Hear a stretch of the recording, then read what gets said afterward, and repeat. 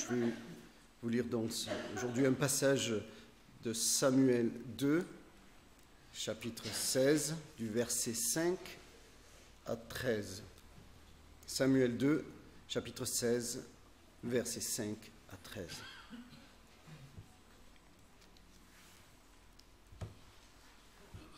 David était arrivé jusqu'à Bachurim.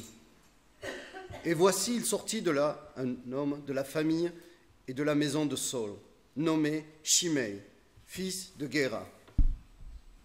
Il s'avança en prononçant des malédictions, et il jeta des pierres à David et à tous les serviteurs du roi David, tandis que tout le peuple et tous les hommes vaillants étaient à la droite et à la gauche du roi. Shimei parlait ainsi en le maudissant. « Va-t'en, va-t'en, homme de sang, méchant homme. L'Éternel fait retomber sur toi tout le sang de la maison de Saul, dont tu occupais le trône, et l'Éternel a livré le royaume entre les mains d'Absalom, ton fils. Et te voilà malheureux comme tu le mérites, car tu es un homme de sang. » Alors Abishai, fils de Tserouja, dit au roi, « Pourquoi ce chien mort maudit-il le roi, mon seigneur? Laisse-moi, je te prie, aller lui couper la tête. » Mais le roi dit, « Qu'ai-je à faire avec vous, fils de Tserouja? S'il maudit, c'est que l'Éternel lui a dit. Maudite David, qui donc lui dira? Pourquoi agis-tu ainsi? » Et David dit à Abishai et à tous ses serviteurs, « Voici, mon fils, qui est sorti de mes entrailles, en veut à ma vie. À plus forte raison, ce Benjamite, laissez-le, et qu'il maudisse, car l'Éternel le lui a dit. Peut-être l'Éternel regardera-t-il mon affliction et me fera-t-il du bien en retour des malédictions d'aujourd'hui. » David et ses gens continuèrent leur chemin. Et Shimei marchait sur le flanc de la montagne près de David. Et, en marchant, il maudissait, il jetait des pierres contre lui, et il faisait voler la poussière. Le roi et tout le peuple qui était avec lui arrivèrent à Ajephim, et là, ils se reposèrent.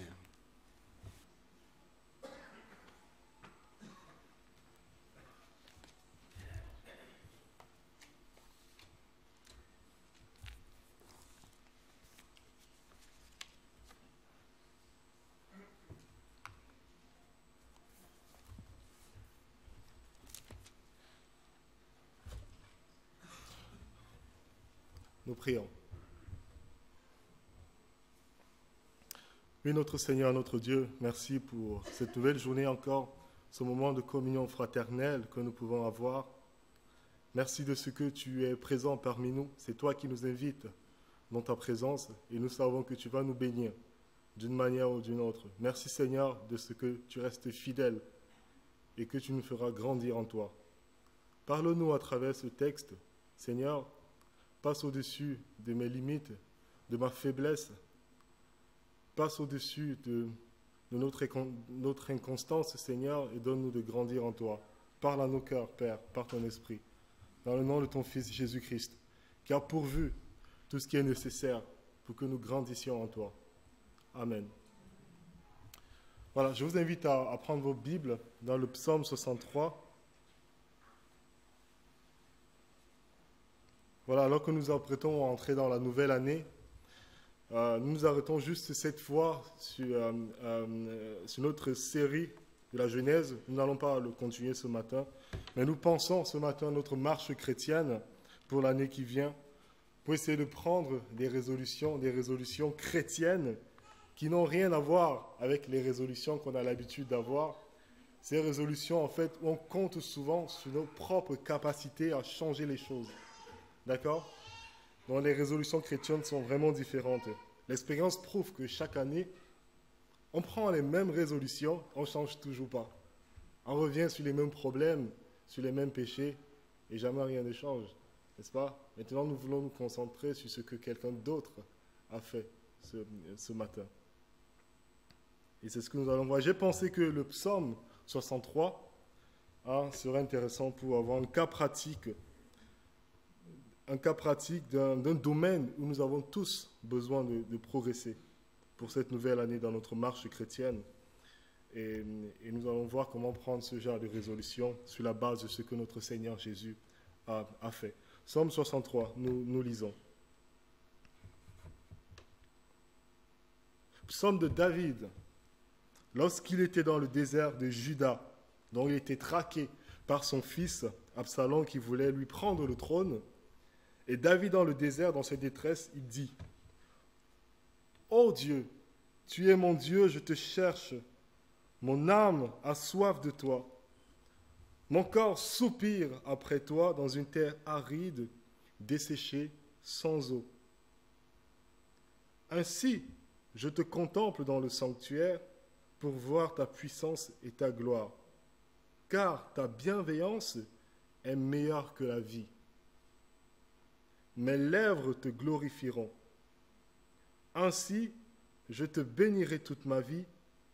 J'élèverai mes mains en ton nom. Mon âme sera rassasiée comme de graisse et de moelle.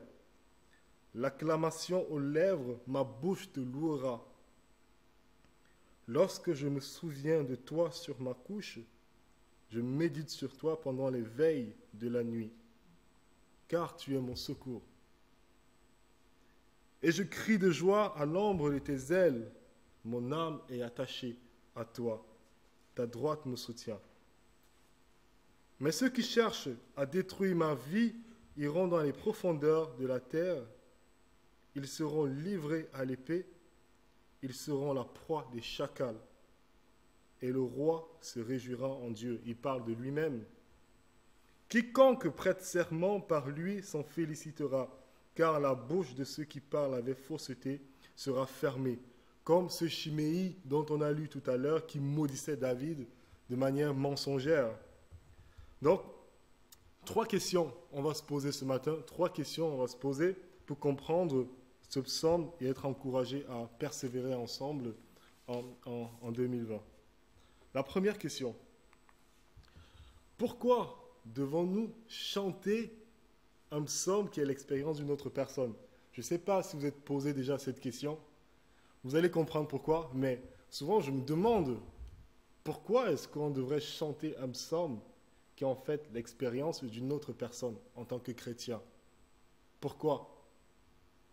Les psaumes sont un livre assez spécial. Si vous êtes comme moi, vous verrez qu'on a toujours du mal, on ne sait pas toujours comment s'y prendre avec. C'est un recueil de cantiques, de chants. C'est le recueil de l'ancien peuple de Dieu et de nous aussi. Mais c'est un recueil un peu spécial parce que presque la moitié des psaumes ont été écrits par David. À partir de son expérience, pas la nôtre, à partir de son expérience. Son expérience qui est souvent assez exceptionnelle. Ce n'est pas tous les jours qu'on vit ce qu'il vit. Ici, ce psaume, David vit des choses que probablement vous n'avez jamais vécues et que vous n'allez jamais vivre. Ce n'est pas tous les jours que je suis pourchassé par mon fils qui en veut à ma vie, qui veut prendre ma place sur le trône. Déjà, il faudrait que j'ai le trône et le fils qui va avec. Hein, ce n'est pas une expérience que je pourrais vivre. Vous n'avez pas été dans cette situation, ni la plupart des Juifs à l'époque du temps de David. Ils ne pouvaient pas vivre ça. Mais ils ont dû chanter ce chant. C'est bizarre, n'est-ce pas? On chante quelque chose où, sur certains points, je peux facilement m'identifier. « Oh Dieu, tu es mon Dieu, je te cherche !» Ça, je peux le dire. Mais après, sur d'autres points, ceux qui cherchent à détruire ma vie, ce n'est pas mon expérience. Je chante quelque chose qui ne m'appartient pas proprement dit, mais qui appartient à mon roi. Qui appartient à mon roi. Vous allez voir où je veux en venir. Dans un bon nombre de psaumes de David, David écrit non seulement en tant que croyant, mais aussi en tant que roi. Et le chant doit être pris pour le chant d'un roi. C'est un roi qui chante ce psaume. Pourquoi Dieu met à la disposition de son peuple un recueil qui est basé non sur des expériences universelles, mais sur l'expérience d'un autre, qui est notre roi. Pourquoi? Une partie de la raison, attention, je vais peut-être vous choquer, une partie de la raison, c'est que Dieu voulait apprendre à son peuple que nous ne pouvons pas entretenir une relation directe avec Dieu à cause de notre péché. Et là, vous vous demandez si je suis toujours protestant. Nous ne pouvons avoir une relation avec Dieu directement qu'à travers un autre, qui est notre médiateur. Qui est notre médiateur. Cette vérité, vous le savez, vous y pensez certainement, mais la plupart du temps, en termes d'un sacrificateur qui est notre médiateur. N'est-ce pas? Quand je dis médiateur, ce qui vous vient en tête, c'est sacrificateur. Oui, c'est vrai. Ce n'est pas tous les Juifs qui pouvaient aller verser le sang sur l'autel, autour de l'autel. L'expiation, le règlement du problème de leur péché est fait par un autre pour eux, par un sacrificateur. Ça, nous le comprenons bien. La réparation de notre péché vis-à-vis de Dieu n'est pas quelque chose, ce n'est pas quelque chose que nous faisons nous-mêmes, mais c'est quelque chose qu'un seul fait à la place des autres. Ce que Christ a fait sur cette croix pour nous, lorsqu'en donnant sa vie, il paie pour nos péchés et nous réconcilie avec Dieu. Alors, quand on parle de médiateur, c'est ça qui nous vient à l'esprit. Mais dans l'Ancien Testament, le sacrificateur n'est pas le seul médiateur. Il n'est pas le seul médiateur. Le roi est aussi un médiateur. Il est là à la place de beaucoup. Le roi est là à la place de beaucoup. Non pas parce qu'il offre des sacrifices, il n'en a pas le droit, il n'a pas le droit de faire ça, mais parce qu'il vit devant Dieu et dans sa piété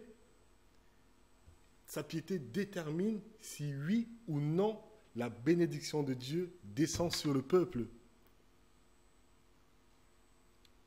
Je ne sais pas si vous avez remarqué dans le livre de 1 Chronique, dans le livre de 1 Chronique, on nous fait la liste de presque tous les rois d'Israël, chronologiquement, et à chaque fois on nous dit si ce roi a vécu de manière juste devant Dieu ou pas. Et puis on nous dit quelles étaient les retombées pour le peuple à chaque fois. Vous avez remarqué ça? Je vous donne un exemple, mais le principe dans le livre de Chroniques était que la bénédiction du peuple ne dépend pas du peuple lui-même, mais dépend de son roi. 2 Chroniques 14, verset 1. Abijah se coucha avec ses pères et on l'enterra dans la ville de David et Asa, son fils, régna à sa place. Écoutez bien. De son temps, non du temps d'Asa, le pays fut en repos pendant 10 ans. Donc de son temps, à cause d'Asa, le pays fut en repos. Asa fit ce qui est bien et droit aux yeux de l'Éternel son Dieu. Il fit disparaître les autels des dieux étrangers des hauts lieux, brisa les statues, abattit les idoles. Il ordonna à Juda de rechercher l'Éternel, le Dieu de ses pères, et de pratiquer la loi. Et à un moment donné, quand ils sont attaqués par les Éthiopiens, on nous dit « L'Éternel frappa les Éthiopiens devant Asa ». Il est là à la place du peuple. Et dans sa vie de piété, c'est lui qui détermine si oui ou non la bénédiction descend sur le peuple. Le roi est un médiateur dans l'Ancien Testament.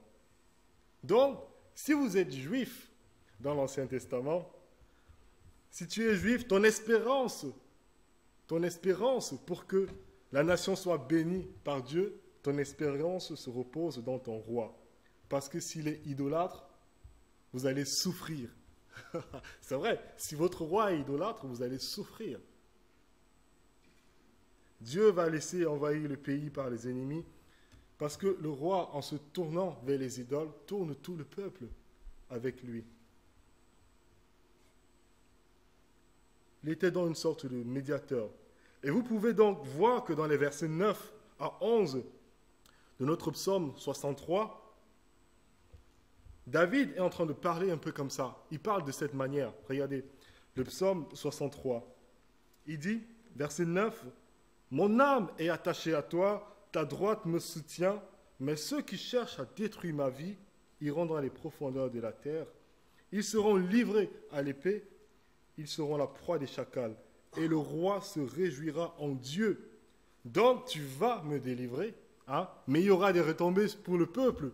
Tous ceux qui prêtent serment par lui s'en félicitera. Donc tous ceux qui sont sous sa royauté profiteront de sa délivrance. D'accord? De la même manière, pourquoi je dis ça? De la même manière, c'est la vie parfaite de Jésus. C'est sa piété parfaite qui fait venir sur moi la bénédiction de Dieu. Ma piété est vacillante, ma relation avec Dieu n'est pas stable. Parfois, je suis très proche du Seigneur et parfois pas. Ça dépend des périodes de l'année et des circonstances, souvent. Qu'est-ce qu'on peut être inconstant? Mais je ne peux pas construire une relation avec Dieu basée sur ma piété vacillante. Il faut que Dieu regarde à la piété d'un autre, à la piété de Jésus, qu'il met en mon compte et qu'il me traite selon la vie du roi Jésus.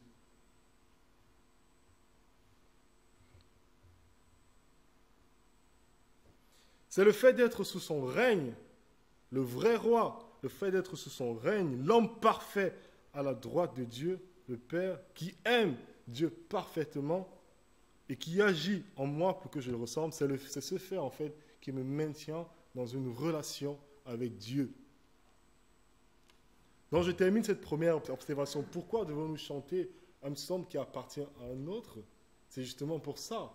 Parce que nous avons un roi qui est notre médiateur et c'est lui qui vit à notre place devant Dieu. Vous êtes juifs en chantant ce chant qui part de l'expérience de David, votre roi.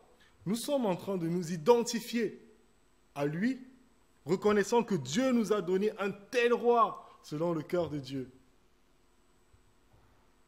Si proche de Dieu. En chantant ce chant, nous sommes en train de dire, nous nous identifions aux pensées de David, à la soif de David, notre roi. Notre roi a attiré sur nous la faveur de Dieu. En chantant ce chant, nous sommes en train de dire, nous ne sommes pas en train de construire une relation avec toi de manière isolée, Dieu, mais nous construisons une relation avec toi en nous unissant à l'homme selon ton cœur. En nous unissant à l'homme selon ton cœur. Et pour nous, l'homme selon le cœur de Dieu, ce n'est pas David, c'est celui-là qui est plus grand que David. Jésus-Christ, Dieu fait homme dont nous venons de fêter la naissance. Pourquoi je dis tout cela avant de réellement rentrer dans le psaume? Parce que souvent nous nous approchons des psaumes et nous le chantons de manière très individualiste. Hein? Ma vie, mon expérience, ma soif, ma piété, moi et toujours moi. Avec une sorte de piété, pardonnez-moi, un peu bancale, c'est vrai. Et nous enlevons tout ce qui appartient à David, nous aplanissons le psaume et ainsi nous appauvrissons le psaume. Or, ce texte est dans la Bible, pas premièrement pour nous faire prendre des résolutions à essayer d'imiter David, non. Ce psaume est d'abord dans la Bible pour nous montrer que notre roi, le vrai roi, l'a fait parfaitement. Et c'est par sa vie qu'il attire sur nous la faveur de Dieu. Nous, le peuple, sous sa royauté. Et maintenant, nous pouvons le faire après lui. Nous pouvons chanter ce psaume après lui. Même si ce n'est pas parfait, lui, le vrai roi, il a fait parfaitement. Ça change tout. Ça change complètement tout, n'est-ce pas? Chacun sa place maintenant. Hein? On n'essaie plus de prendre la place de notre personne. Chacun sa place. Nous ne sommes pas des rois. Nous ne sommes pas David. D'accord? Voilà. Maintenant, on rentre clairement dans notre texte. Quel est le contexte de l'expérience de David dans ce psaume? Nous essayons maintenant de comprendre ce qui se passe pour pouvoir en tirer des leçons. Oublions un moment notre soif pour Dieu, oubliant quand nous sommes dans une terre aride et desséchée, pensant uniquement à ce qui est arrivé à David. C'est très important parce que ça détermine en fait tout le sens du psaume. Rappelez-vous que David est maintenant loin de Jérusalem. Il est loin du temple. Il est loin du temple où il a eu des expériences avec Dieu. Il a eu des expériences de la présence de Dieu. Parce qu'au verset 3, il dit « Je t'ai contemplé dans le sanctuaire, voyant ta puissance et ta gloire. » Mais il est loin de tout ça maintenant. Il est loin de tout ça, traqué comme un chien par son fils, par son propre fils.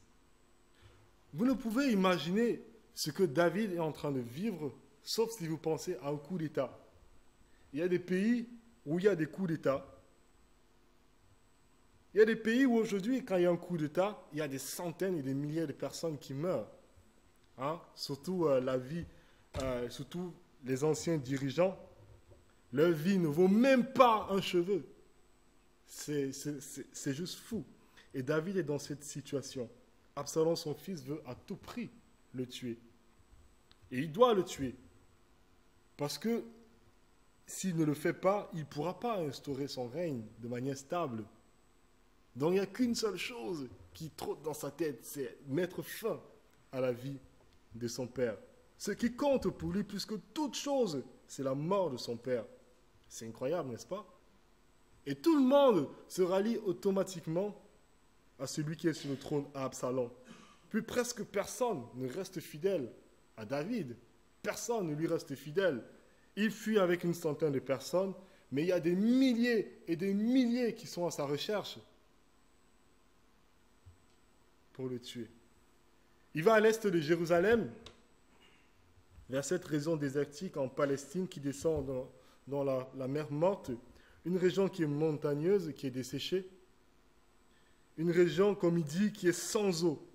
Mon âme a soif de toi, mon corps soupire après toi dans une terre aride, desséchée, sans eau. Il parle littéralement. Il est vraiment dans une détresse physique quand il parle, David. Parce que souvent, on spiritualise rapidement les psaumes. Mais David est dans une souffrance physique, ici. David et ses hommes sont très éprouvés. Mais il parle d'une autre soif. Il parle d'une autre soif qui est encore plus grande en lui. Mon âme a soif de toi dans une terre aride.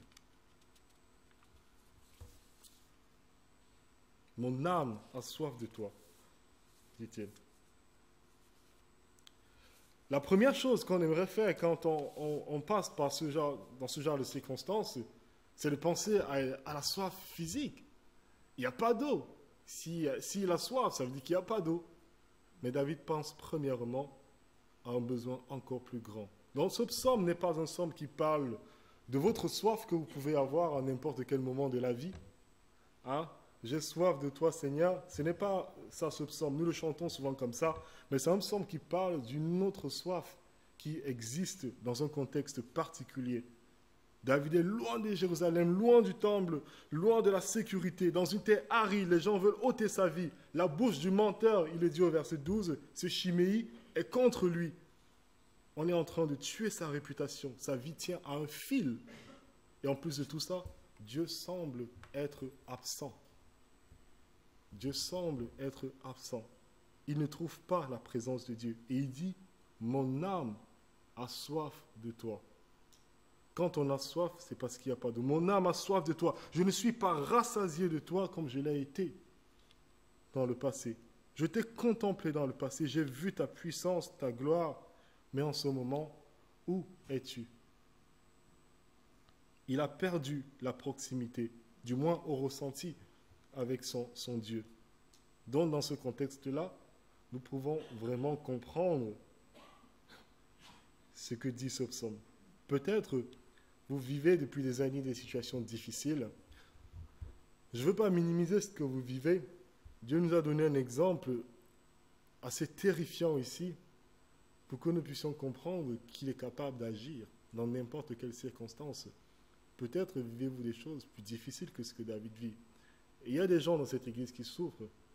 mais que vraiment ce texte soit un encouragement pour vous à persévérer durant cette année 2020 qui vient, à persévérer dans le Seigneur, à avoir soif en lui.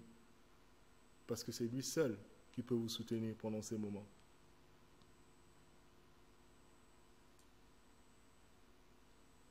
Maintenant, nous finissons avec ça. Qu'apprenons-nous de l'expérience de David concrètement? Qu'est-ce qu'on peut en tirer de l'expérience de David pour notre nouvelle année 2020? Juste deux aspects rapides pour nous encourager. La première chose, c'est la soif de Dieu que David a dans ce passage. La soif de Dieu. Dans cette détresse incroyable, David a soif de Dieu. C'est le Dieu qui a soif. Ô Dieu, tu es mon Dieu, je te cherche. Mon âme a soif de toi, mon corps soupire après toi dans une terre aride, desséchée, sans eau. Nous allons voir ça avec un peu plus de détails, mais il a le cœur d'un adorateur, David. Il a le cœur d'un adorateur. Un adorateur, c'est quelqu'un qui voit en Dieu la chose qui est de loin la plus merveilleuse qui soit. C'est ça, un adorateur, qui est plus attiré par Dieu lui-même que par n'importe quel bien. Et David a ce cœur-là. C'est la première chose qui est très marquante dans l'expérience de David. Il est en train de vaincre le mal qui lui arrive d'une manière assez incroyable. Nous sommes tentés, n'est-ce pas, lorsque nous sommes dans la détresse injuste parfois, quand il nous arrive des malheurs comme Chiméi qui maudissait injustement David, quand le fils de David lui-même veut ôter sa vie, quand il perd sa réputation, il est prêt de perdre sa vie, quand nous sommes dans des situations injustes comme celle-là, des difficultés, qu'est-ce que nous voulons souvent? Qu'est-ce que nous voulons souvent en ce moment-là? Quelle est notre soif en ce moment-là? Quelle est notre soif? Quelle est notre envie brûlante en ce moment-là? N'est-ce pas trop souvent la solution du problème? N'est-ce pas trop souvent la solution du problème d'abord? N'est-ce pas trop souvent de retrouver la sécurité, d'être sain et sauf, que les ennemis soient vaincus,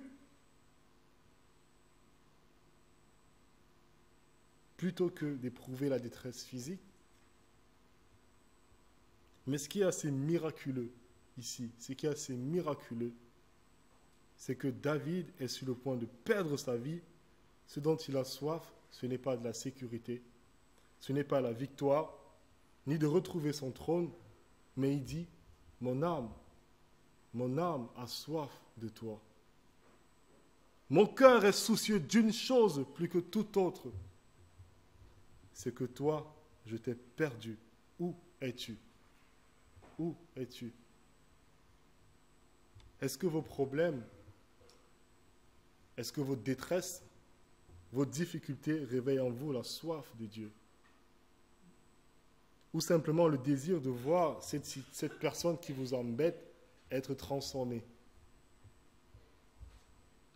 Cette situation qui est difficile à régler, être résolue. Vous voyez, en fait, dans la mesure où nous aimons Dieu, dans la mesure où nous sommes pieux, nous aimons Dieu, nos problèmes et tout nous poussent encore plus à voir Dieu.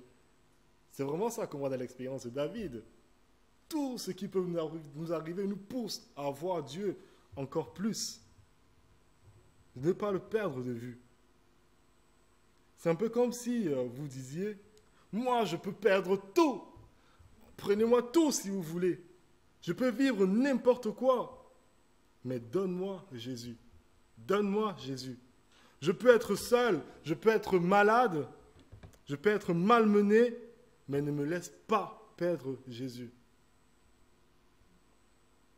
Ne me laisse pas perdre la lumière de sa face, la lumière de son amour pour moi, le pécheur.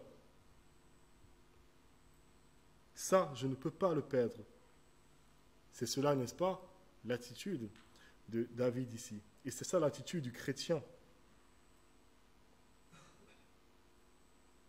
C'est pour cela qu'il dit dans le verset 3 à 5, « Je t'ai contemplé dans le sanctuaire, ta bienveillance, ta bonté vaut mieux que la vie. Ta bonté à toi vaut mieux que ma propre vie. Ce que la vie peut donner n'est rien si je n'ai pas ta bienveillance envers moi, le pécheur. Ta grâce qui me sauve, ton amour qui a payé pour moi sur cette croix. La vie n'est rien comparé à cela. Ton appel à venir auprès de toi pour toujours. Ta bonté envers moi vaut mieux que la vie.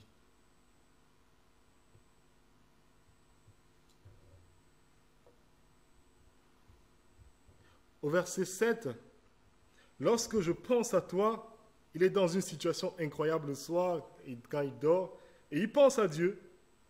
Lorsque je pense à toi, dit David, sur ma couche, je médite sur toi pendant les veilles de la nuit. Qu'est-ce qu'il veut dire là? Ce qu'il veut dire, c'est que lorsqu'il dort la nuit, lorsqu'il dort, il pense à Dieu.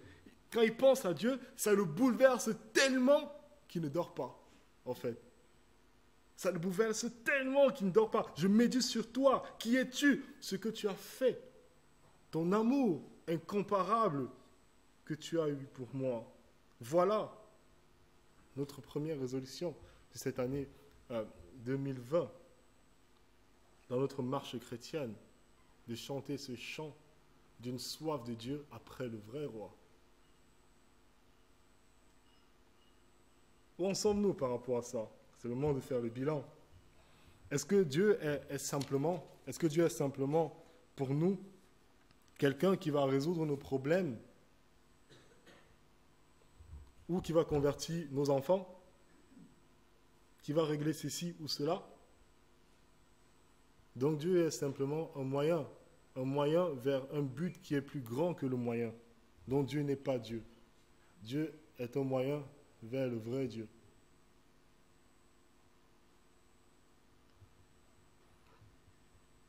Mais ce qui est merveilleux, c'est que le Seigneur veut nous appeler ce matin à savoir que sa bienveillance vaut mieux que tout ce que nous voulons. Sa bienveillance vaut mieux que tout ce que nous voulons. Le règlement de tel problème, la conversion de telle personne, mieux que cela, bien mieux que cela, la proximité avec Dieu, d'être aimé par Jésus-Christ. David préfigure ici le Seigneur Jésus dans sa soif pour Dieu. Il préfigure le Seigneur lorsque Dieu est absent, semble être absent, cette soif pour Dieu. Regardez Jésus sur la croix. Jésus est expulsé de son trône. Les gens en veulent à sa vie. Ils veulent qu'il ne règne jamais. Jésus est dans la détresse la plus complète. Et lui, il veut quoi? Quelle est sa soif en ce moment-là, sur la croix? Que la douleur s'arrête? Non!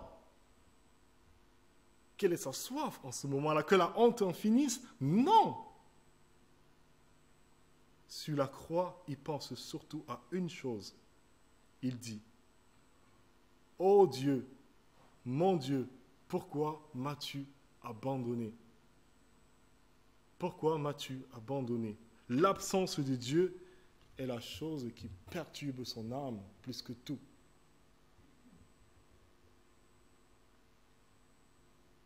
Et si cela n'avait pas été le cas, il n'aurait pas pu être notre sauveur. Ah, il n'aurait pas pu être notre sauveur. Mais vraiment, imaginez un sauveur qui, sur la croix, son plus grand désir, son plus grand souci, c'est d'en finir avec la douleur. Ce n'est pas un sauveur. Même lui, il a besoin d'être pardonné pour cela. Parce que son plus grand désir, c'est la plus grande chose pour lui, ce n'est pas Dieu, mais c'est son confort physique. Mais sur la croix, Jésus, dans une terre aride, desséchée, sans eau, a soif de son Père. Et nous n'avons pas été comme ça, souvent. Heureusement que lui, il a été. Et nous pouvons chanter son chant, chanter son psaume après lui, parce qu'il le chante parfaitement. Il le chante parfaitement. Oh, le privilège d'avoir un roi d'avoir un roi qui fait parfaitement ce que nous sommes incapables de faire. La soif pour Dieu, c'est le premier aspect de l'expérience de David qui devrait nous encourager pour cette année 2020. Alors, la deuxième chose de l'expérience de David que nous allons voir ce matin, c'est sa confiance pour Dieu. Sa confiance pour Dieu et son amour dans le fait qu'il sera restauré. Regardez avec moi le verset 4. Ce n'est plus de la soif qui parle maintenant, c'est de la confiance. Il dit, « Car ta bonté vaut mieux que la vie, mes lèvres célèbrent tes louanges, je te bénirai dans toute ma vie. » Quelle vie? Sa vie ne tient qu'à un fil, rappelez-vous. Je te bénirai toute ma vie. J'élèverai mes mains en tornant. Il parle au futur maintenant. Mon âme sera rassasiée comme de mets gras et succulents. Aujourd'hui, la tendance est plutôt 0% de matière grasse, mais c'est assez étonnant. C'est assez étonnant. C'est lui qui disait qu'il est assoiffé dans une terre aride. Et il parle comme ça maintenant. Il dit, il y a une chose dont je suis sûr, c'est que mon âme va être rassasiée. Mon âme va être rassasiée comme de mets gras et succulents. Quelle confiance dans une situation où Dieu paraît être absent. Je t'ai contemplé dans le passé, mais aujourd'hui je ne te vois plus. Où es-tu? Mais une chose dont je suis sûr, c'est que le jour viendra où mon âme sera rassasiée de ta présence. Une confiance assez incroyable. Et il continue au verset 10. Ceux qui cherchent à détruire ma vie iront dans les profondeurs de la terre. Ils seront livrés à l'épée. Ils seront la proie des chacals. Et le roi se réjouira en Dieu. L'aboutissement, ce n'est pas seulement d'être sain et sauf, mais l'aboutissement, c'est que moi, je vais me réjouir pleinement en toi. En toi. David est juste incroyable dans sa confiance en Dieu. Il dit, je vais être rassasié, mes ennemis vont tomber, je vais me réjouir. Tu as quelques centaines d'hommes en face de milliers et des milliers, et tu parles comme ça, quel courage. Mais c'est de la confiance en Dieu. Et David sait que c'est même peut-être Dieu qui le fait maudire, pas Chiméi. Si vous vous rappelez du passage qui a été lu tout à l'heure, David dit, s'il maudit, c'est que l'Éternel lui a dit, maudit David. C'est incroyable. Et pourtant, il est confiant que ce même Dieu, sa bienveillance, ne va pas le laisser là. C'est une confiance qui est basée sur deux choses qu'il sait de Dieu. La souveraineté de Dieu. Peut-être c'est même Dieu qui lui a demandé de maudire. Il est au courant de ça. Rien n'arrive sans que Dieu ne le permette. Mais aussi du caractère de Dieu, la bonté de Dieu et sa fidélité. L'Éternel regardera-t-il mon affliction et me fera du bien en retour des malédictions d'aujourd'hui. Ces deux aspects mis ensemble, dont la soif et la confiance pour Dieu, sont une réponse assez merveilleuse à une situation de détresse. Il faut que ces deux choses soient mises ensemble, parce que la soif sans la confiance, imaginez, ou bien la confiance sans la soif. Imaginez que David a cette soif pour Dieu, mais sans la confiance qui va être ramenée dans la proximité avec Dieu. Qu'est-ce que à quoi ça aurait ressemblé? Ça aurait été quelque chose de nostalgique. Ah, je t'ai contemplé dans le passé. C'était magnifique. Ça ne va probablement plus jamais arriver. Hein? Un peu mélancolique. Ta bonté n'était qu'un épisode chanceux. Dieu est-il un épisode? L'amour de Dieu envers moi est-il un épisode? Quelle manière de bafouer le caractère de Dieu. Mais non, il faut la soif pour Dieu quand il semble être absent, mais la confiance que ce Dieu qui s'est révélé à vous par son amour va se révéler encore plus grandement en cette année 2020. Et nous pouvons penser à notre Seigneur encore sur cette croix lorsque Dieu n'est pas proche de lui. Oh Dieu, mon Dieu, pourquoi m'as-tu abandonné?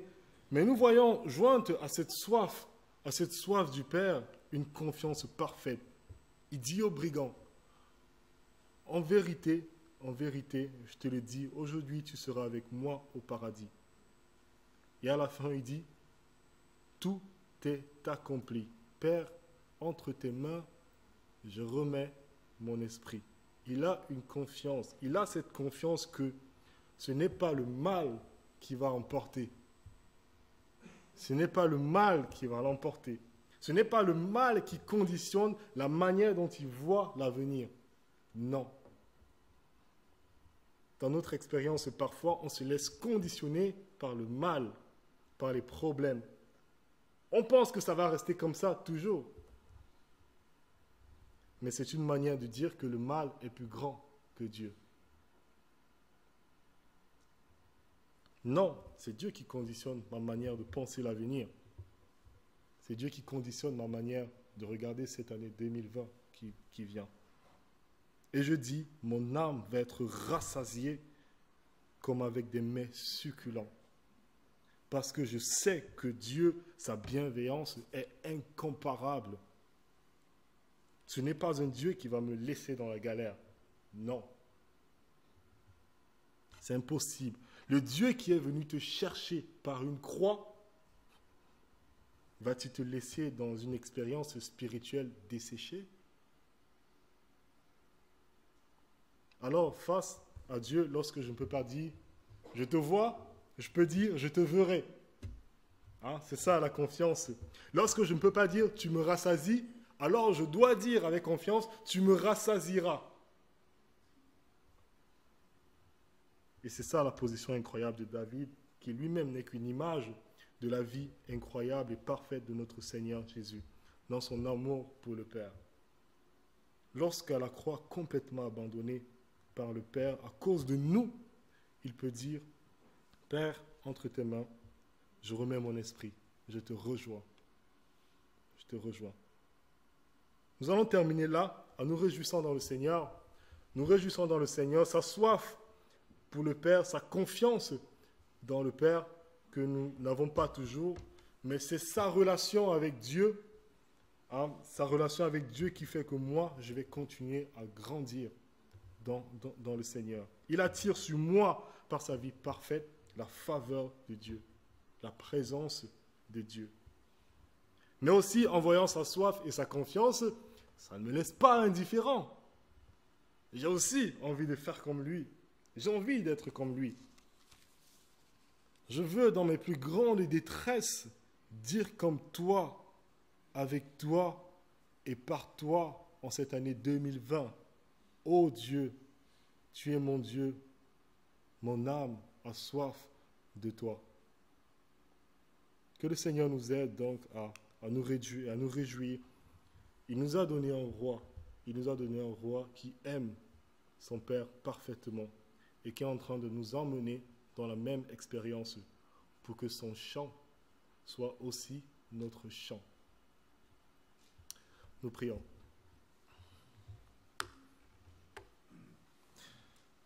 Oui, notre Père, merci pour l'exemple formidable de la vie de David que tu nous as donné, qui peut être un encouragement pour nous de savoir que tu agis, Seigneur, malgré les circonstances. Merci de ce que le vrai roi, Jésus, a vécu une vie parfaite. Et c'est par sa vie parfaite que nous pouvons vivre une vie devant toi. Merci de ce que, si tu nous regardes, c'est à travers la vie de Jésus. Nous te prions, Père, de vraiment travailler en nous. Tu vois nos différentes situations qui ne sont pas forcément très faciles à vivre, Père. Parfois, nous avons l'impression que tu n'es pas là. Mais nous te prions que dans ces moments, tu ne permettes pas que notre cœur s'éloigne de toi. Donne-nous d'avoir cette soif en toi, qu'a eu David, qu'a eu Jésus, notre roi. Donne-nous de te désirer de cette manière, de t'aimer, de te vouloir de tout notre cœur. Et donne-nous cette confiance que tu le feras pour nous en cette année 2020. Merci de ce que c'est toi qui conduis ton Église. C'est toi qui nous transformes notre cœur par l'œuvre de Jésus-Christ à la croix. Et c'est en toi seul que nous espérons. Soutiens, s'il te plaît, Père, tous ceux qui souffrent. Ce n'est jamais facile de vivre des situations compliquées, mais nous te prions, Père, que toi seul sois leur berger. Merci parce que tu as créé un cadre qu'est ton Église pour s'encourager mutuellement. Et nous te prions que nous le soyons vraiment, des encouragements les uns pour les autres en cette année. Que la gloire te revienne, notre Père, dans le Fils Jésus-Christ, qui est notre roi. Et sous sa royauté, nous profitons de toutes les bénédictions que tu as pour nous. Amen.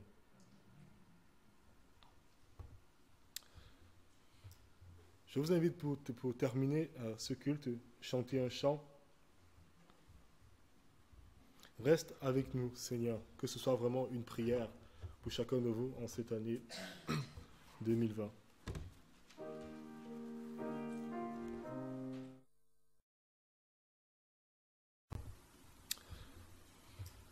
Je vous invite pour terminer ce culte, chanter un chant.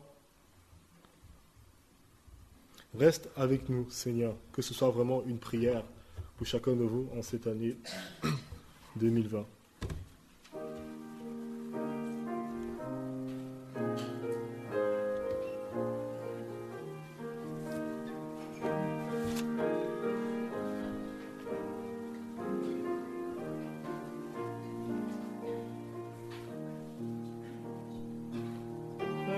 Reste avec nous, Seigneur, le jour décline.